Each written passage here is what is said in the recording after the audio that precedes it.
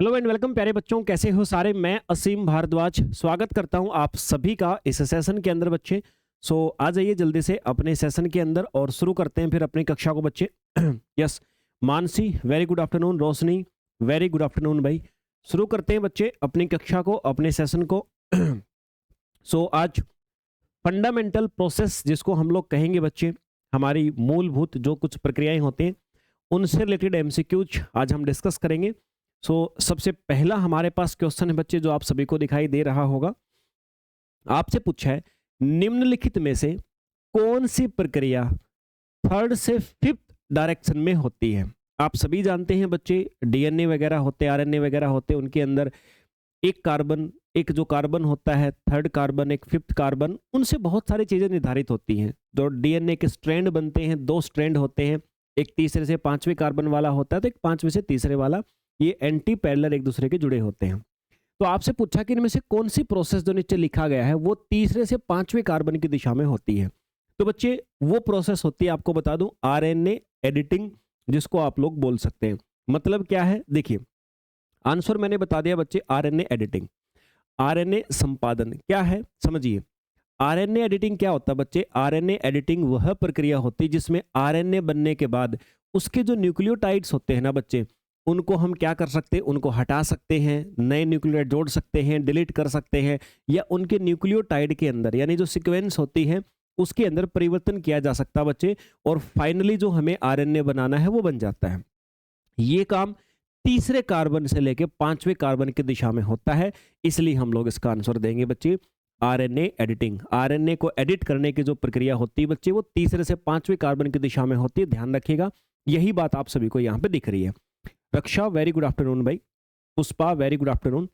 चलिए सर, पहला क्वेश्चन था, आपको समझ में आ गया होगा। दूसरे पे आ जाइए बच्चे।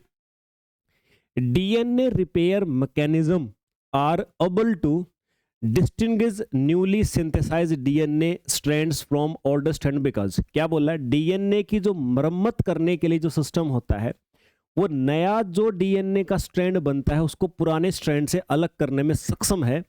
क्यों है? डीएनए का रेप्लिकेशन होता है। रेप्लिकेशन मतलब डीएनए की कॉपी बनती है बच्चे। जब कॉपी बनती है तो आप सभी बच्चों को मैंने पढ़ाए थे, कई सारे मॉडल उसके बारे में दिए गए थे। जिन बच्चों ने लेक्चर्स कर लिए उनको पता है। तो कई सारे मॉडल्स जो दिए गए थे ना बच्चे, उन मॉडल्स के अंदर क्या बताया था भी, जो एक पुराना स्ट्रैंड होता है, पुराने स्ट्रैंड से फिर एक नया स्ट्रैंड बनता है। ठीक है, फिर एक नया स्ट्रैंड बनता है बच्चे। और ये जो नया स्ट्रैंड बनता है आपका, वही नया स्ट्रैंड क्या करेगा, एक जस्ट सेकंड बच्चे, एक बार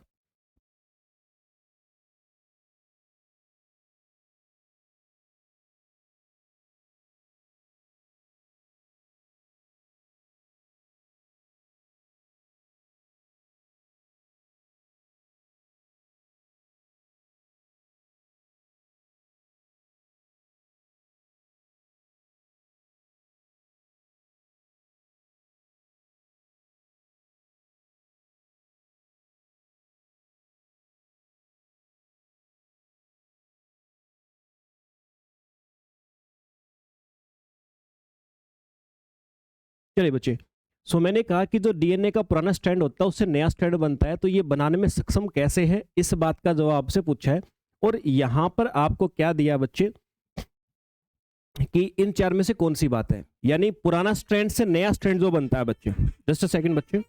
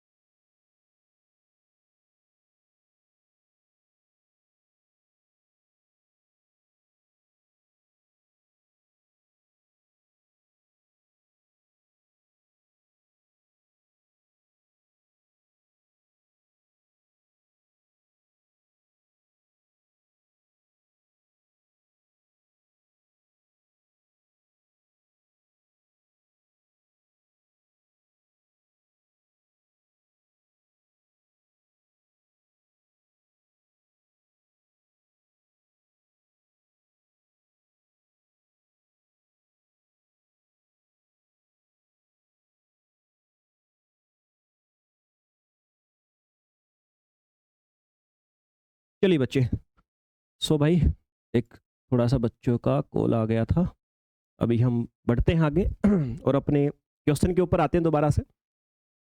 मैंने कहा भाई डीएनए के जब रेप्लिकेशन होता है, डीएनए की जब कॉपी होती है, तो डीएनए का एक पुराना स्ट्रैंड होता है जिससे नया बनता है। इन दो स्ट्रैंड के बीच में कैसे डिफरेंस कर सकते हैं? क्या कोई ऐसी चीज होती है जो कि दोनों स्ट्रैंड में डिफरेंस होती है कि एक स्ट्रैंड में है एक स्ट्रैंड में नहीं है? बच्चे बिल्कुल होती है सर। उसी के लिए मैंने ये आप सभी के सामने एक्सप्लेनेशन दे रखी है बच्चे कि आंसर आएगा सर बी वाला। जो ओल्ड स्ट्रैंड होते हैं ना, वो क्या होते हैं? मिथाइलेटेड होते हैं, जबकि नए स्ट्रैंड मिथाइलेटेड नहीं होते बच्चे।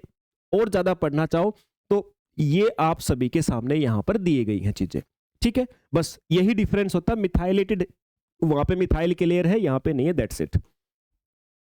अगले पे आ जाओ बच्चे, क्वेश्चन नंबर 3 पे आ जाओ।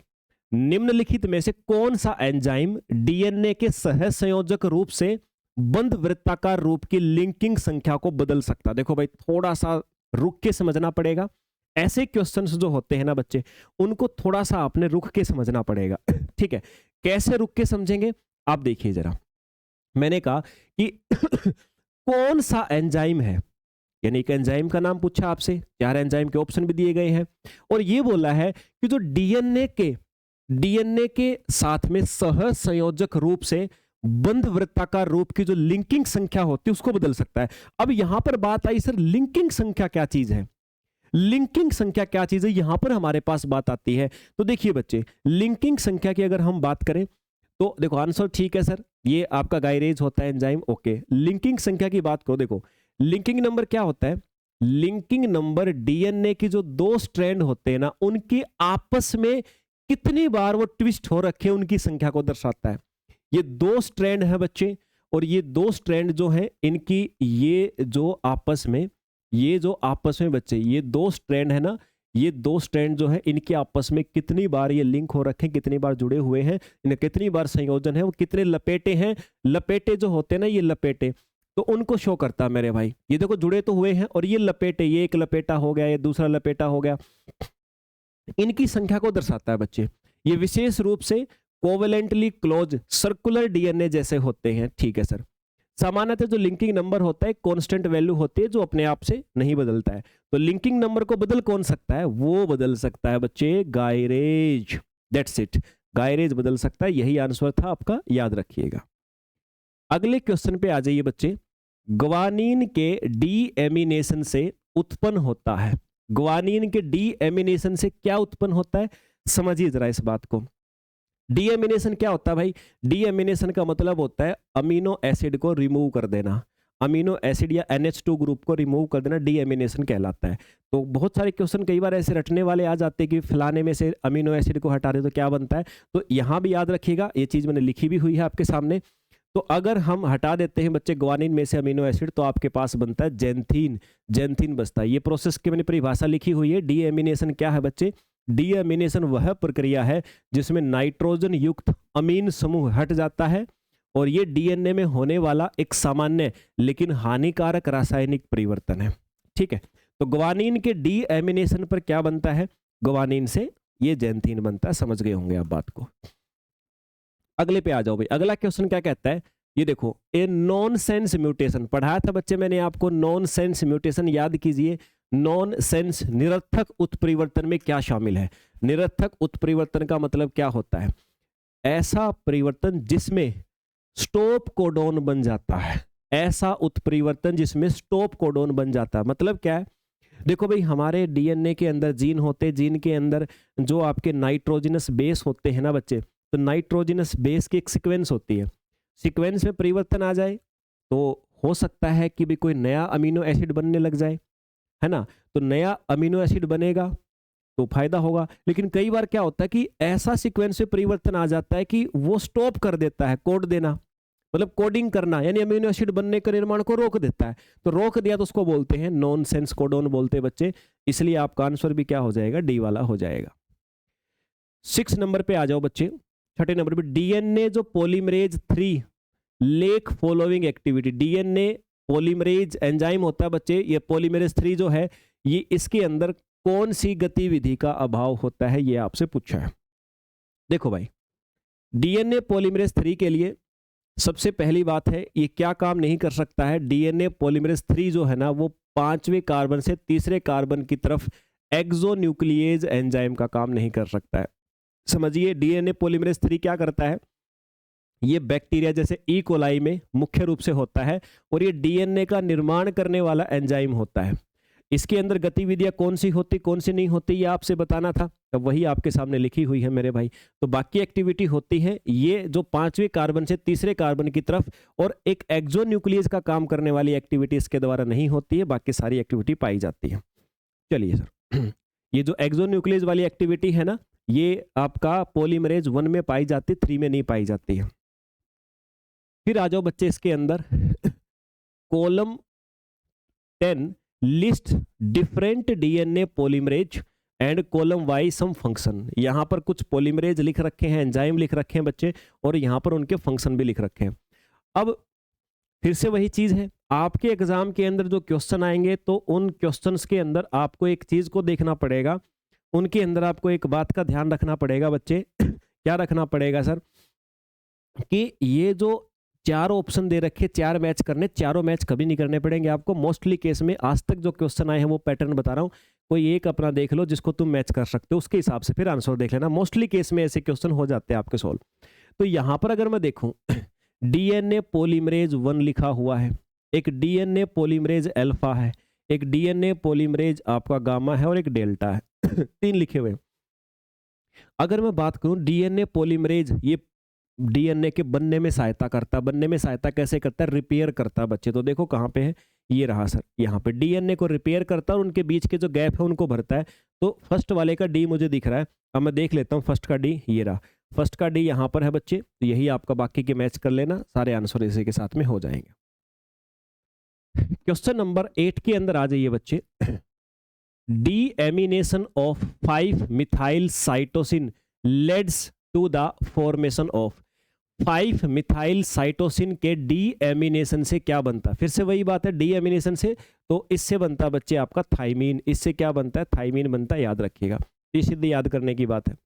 क्वेश्चन नंबर 9 पे आ जाइए बच्चे। एकल न्यूक्लियोटाइड, न्यूक्लियोटाइड समझते हो ना, न्यूक्लियो देखो, न्यूक्लिक एसिड की भी यूनिट होती है न्यूक्लियोटाइड।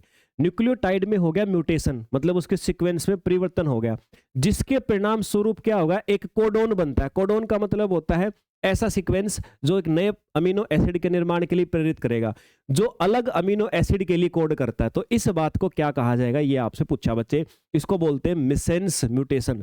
देखो, एक होता है नॉनसेंस। नॉनसेंस मतलब होता है कि ये म्यूटेशन होने के बाद में ऐसा बन जाए स्टॉप कोडोन। स्टॉप कोडोन मतलब अमीनो एसिड का निर्माण बंद कर दे। इसने बोला कि अब की बार म्यूटेशन होने के बाद ऐसा कोडोन बनता है जो किसी दूसरे अमीनो एसिड के लिए बोलता है कि ये बनाएंगे, मतलब रोका नहीं, दूसरा बना दिया। तो इसको बोलते हैं मिसेंस म्यूटेशन, और जब नहीं बनता तो बोलते हैं नॉनसेंस म्यूटेशन।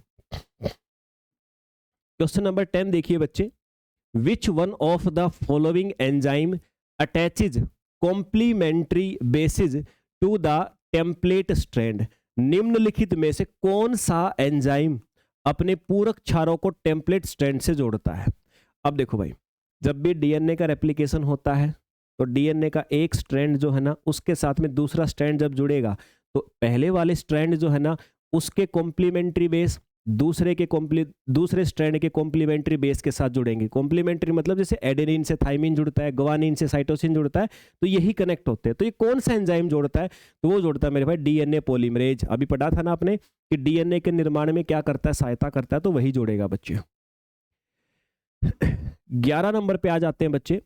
डीएनए की प्रतिकृति के दौरान निम्नलिखित में से कौन सा एंजाइम ओकाजाकी टुकड़ों के संश्लेषण के लिए जिम्मेदार है। देखो, ओकाजाकी एक शब्द आ गया।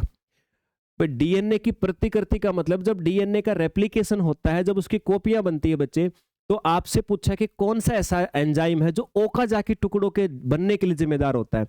देखो, ओकाजाकी टुकड़े क्या होते हैं बच्चे, डीएनए एक जगह पे तो कॉन्टिन्यूअसली बनता है और एक जगह पे छोटे छोटे फ्रेगमेंट में बनता है, डिसकंटिन्यू तरीके से बनता है। जब डीएनए के नए फ्रेगमेंट बनते हैं तो एक जगह पे लगातार जुड़ता रहता है, एक जगह पे डिसकंटिन्यू तरीके से बनता है। तो डिसकंटिन्यू तरीके से जब बनता है ना, तो वो छोटे छोटे टुकड़े जब बनते हैं उनको बोलते हैं ओकाजाकी फ्रेगमेंट बोलते हैं बच्चे।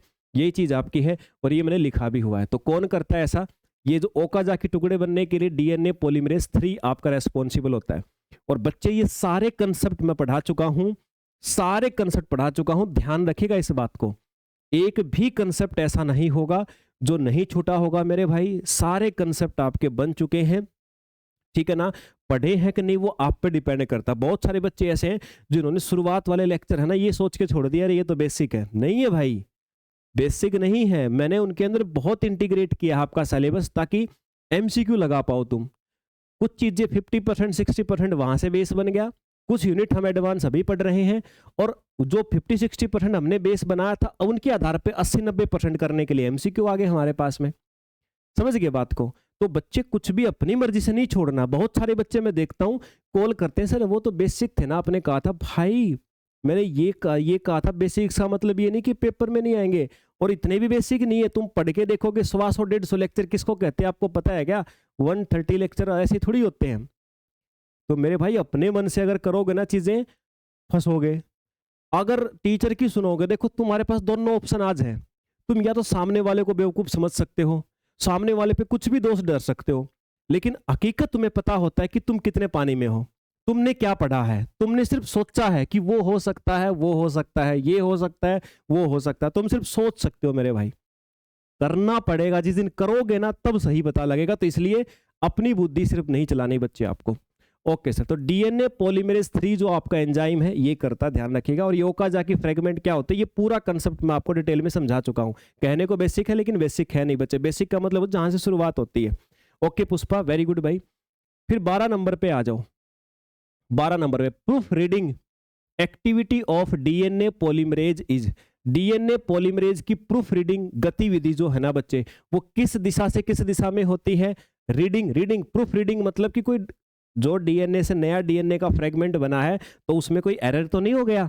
तो वो होती है बच्चे 3 से 5, तीसरे कार्बन से 5वें कार्बन की एक्टिविटी से होती है वो। फिर आ जाइए मेरे भाई question number 13, which one of the following is a DNA depurination agent. इनमें से कौन सा डीएनए डीप्यूरिनेटिंग एजेंट होता है बच्चे? ठीक है, तो डीएनए डीप्यूरिनेटिंग एजेंट की बात करते हैं हम लोग, इनमें से कौन सा होगा आइए समझते हैं जरा। देखो भाई क्या होता है ये डीएनए डीप्यूरिनेटिंग एजेंट, समझिए पहले इस बात को। डीप्यूरिनेशन वह प्रक्रिया है जिसमें डीएनए से जो प्यूरिन बेस होते हैं ना, कौन से होते हैं? एडेनिन और ग्वानिन, इनको निकाले जाते हैं। देखो एक एडेनिन ग्वानिन, दूसरी तरफ होते हैं बच्चे आपके साइटोसिन और थाइमिन। तो ये एडेनिन ग्वानिन को निकाला जाता है, इसको बोलते हैं डीप्यूरिनेशन, क्योंकि इन दोनों बेस को प्यूरिन कहा जाता है तो डीप्यूरिनेशन बोलते हैं। अब इसके अंदर जो ये प्रोसेस होती है, कौन सा एंजाइम रेस्पॉन्सिबल होता है? ये लिखा हुआ आपके सामने आंसर, याद रखिएगा बच्चे। अगले पे आ जाओ, क्वेश्चन नंबर 14 आपको क्या कह रहा है? The deamination of adenine leads to formation of.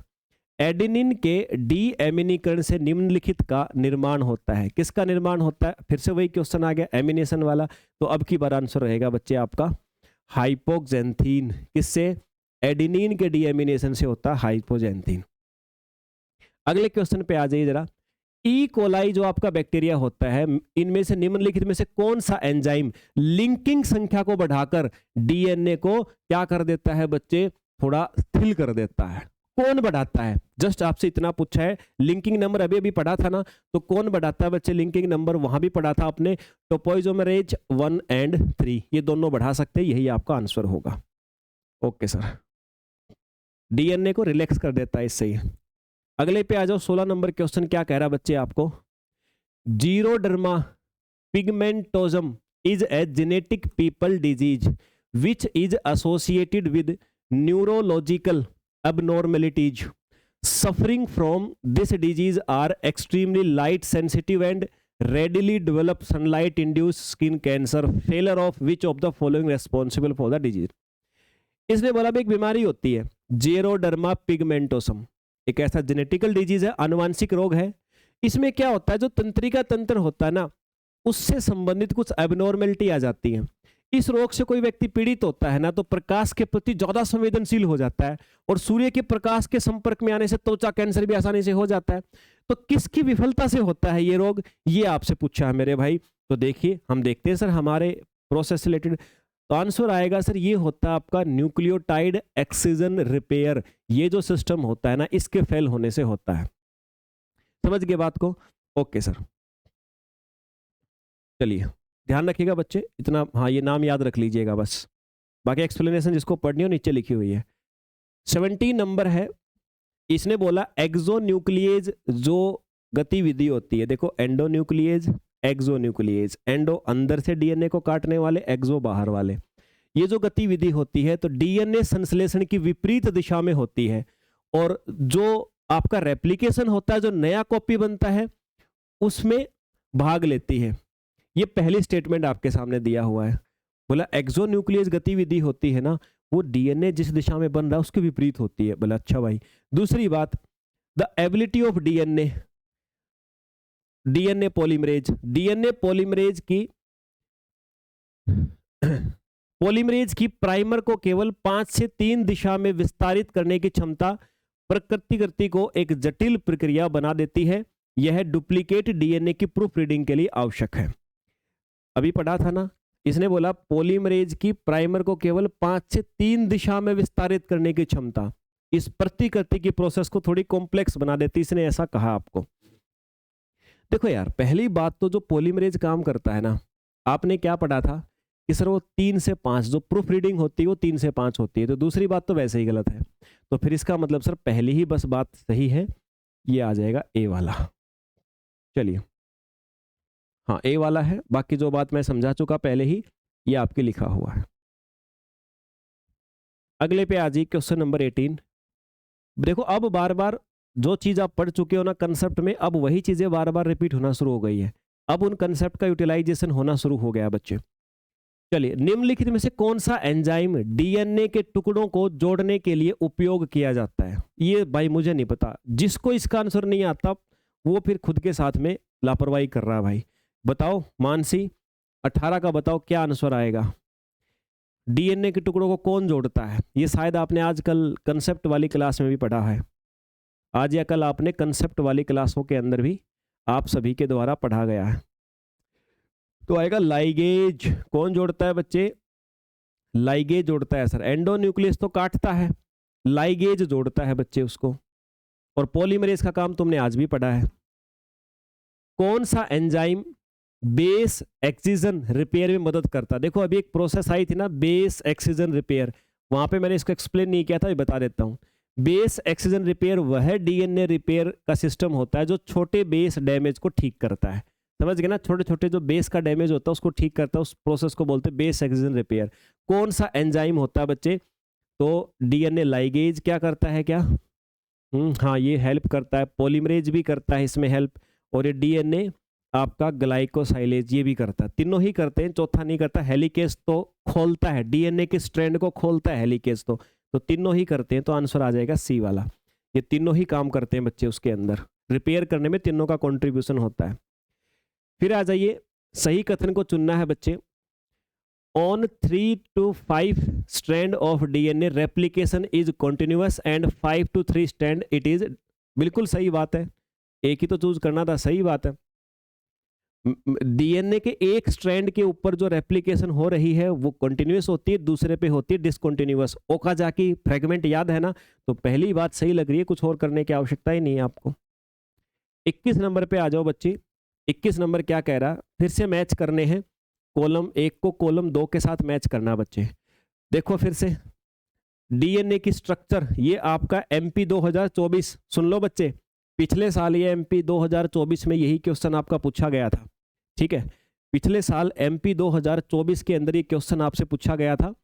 और ये जो क्वेश्चन आपका होता है, ये जो आपका प्रश्न है ऐसे लेवल के आते हैं, पिछले साल का क्वेश्चन है, ध्यान से देख लो। और देखो डीएनए की स्ट्रक्चर किसने बताई थी? वाटसन एंड क्रिक ने बताई थी, ये मिला दिया, यानी हमें पता लग गया सर ए का 3 है। देख लो ऑप्शन में ए का 3 कहाँ है? ए का 3 एक ही जगह पे है, ये रहा। सीधा आंसर लगाओ, आगे बढ़ो। पिछले साल वाले पेपर में तुम्हारे आया था, बी आ जाएगा 21 का। समझ गए? चलिए, मैंने आपको बताया बच्चे, थोड़ी सी मेहनत बढ़ा के रखो। तुम्हारे एग्जाम में देखो भाई, कोई एकदम से चमत्कार हो के पता नहीं क्या ही डाल दे, देखो तो हर चीज का सोल्यूशन हमारे पास नहीं, हम भी शिक्षक हैं। आप लोगों के वेलफेयर के लिए काम करते हैं, अपनी तरफ से जितना हो सकता कंट्रीब्यूशन देते हैं, और जैसा हमारी सीक्वेंस चलती है एग्जाम्स की उसी के आधार पे हम भी आपको प्रिपेयर करवाते कम से कम जितना बेटर हो सके। ठीक है बच्चे, तो उसी हिसाब से तो अभी तक ये दिख रहा है कि अच्छी एक्सपेक्टेशन है, आप लोग बिल्कुल क्लियर कर दोगे अब की बार। बस अभी जो टाइम है ना उसमें अपना पूरा फोकस रखना है ना। चलिए भाई, ड्यूरिंग, अगले क्वेश्चन पे चलिए मेरे भाई।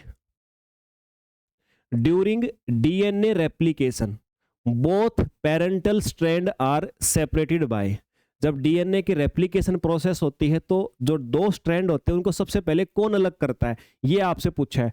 बताओ, अभी तो जिक्र रहा था हेलिकेज, सुनो हेलिकेज चौथा ऑप्शन था ना उस क्वेश्चन के अंदर, हेलिकेज आ जाएगा आपका। ये भी 2024 में आया था गुजरात सेट के अंदर। 23 पे आ जाओ, डैश एंजाइम इज इन्वॉल्व, कौन सा एंजाइम डीएनए के विखंडन की प्रत्यक्ष मरम्मत में शामिल होता है, तो मरम्मत के अंदर वही शामिल होंगे जो जोड़ सकते हो, तो वो होता है डीएनए लाइगेज, बी आ जाएगा डीएनए लाइगेज। अगले पे आ जाओ बच्चे, डीएनए की जो रेप्लिकेशन की प्रोसेस होती है उसके संबंध में निम्नलिखित में से कौन सा अग्रगामी और पश्चगामी दोनों रज्जुकों के लिए लागू नहीं होता है, मतलब कौन सा लीडिंग और lagging strand, leading strand, lagging, leading एक कॉन्टिन्यूअस स्ट्रैंड बनता है, एक छोटे छोटे टुकड़ों से बनता है, तो दोनों स्ट्रैंड के लिए कौन सी बात लागू नहीं होती है, यही पूछा है बच्चे।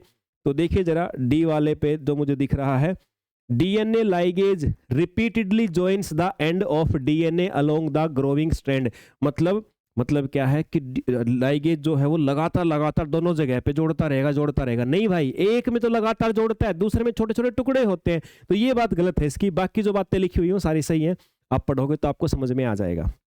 अगला क्वेश्चन है बच्चे, एडेनिन के डीएमिनेशन से निम्नलिखित का निर्माण होता है, तो एडेनिन के डीएमिनेशन से, अभी शायद एक क्वेश्चन आज पहले भी आया था, ये होता है हाइपोजेंथिन का निर्माण होता है, दैट्स इट। तो ये क्वेश्चन था बच्चे, आज हमने फंडामेंटल प्रोसेस वाले 25 क्वेश्चंस पढ़े हैं, और इतनी एक्सपेक्टेशन मैं आप सभी के साथ करता हूं कि आपको समझ में आए होंगे। नहीं आए तो एक बार फिर से रिपीट कीजिएगा, पीडीएफ आपको मिल ही जाती है, उनसे एक बार कोशिश कीजिएगा, है ना। तो आज यहाँ तक रखते हैं बच्चे अपने सेशन को, मिलते हैं दोबारा अपने अगली क्लास में।